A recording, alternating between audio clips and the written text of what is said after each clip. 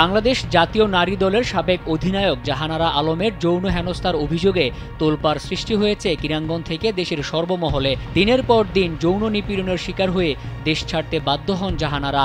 এবার সাবেক টাইগার্স অধিনায়কের যৌন হেনস্থার অভিযোগ নিয়ে মুখ খুললেন দেশসেরা ওপেনার তামিম ইকবাল।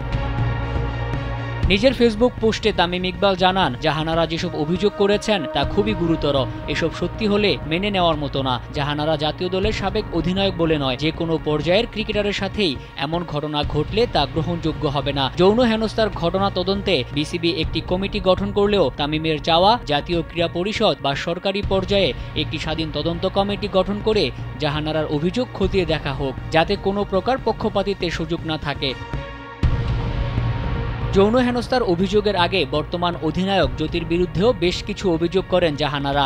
সেগুলো আমলে না নিয়ে উড়িয়ে দেয় বিসিবির সমালোচনা করেন তামিম। জাহানারার বিস্ফোরক মন্তব্যের পর আরও কিছু ঘটনাও জানতে পেরেছেন বলে জানান সাবেক অধিনায়ক। এরপর জাহানারা আলমের মতো ভুক্তভোগী অন্যান্য ক্রিকেটারদেরও সাহস নিয়ে মুখ খোলার অনুরোধ করেন তামিম।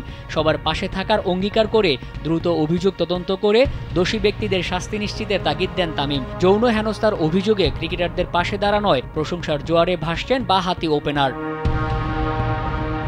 মোহাম্মদ মাসুম, কালবেলা।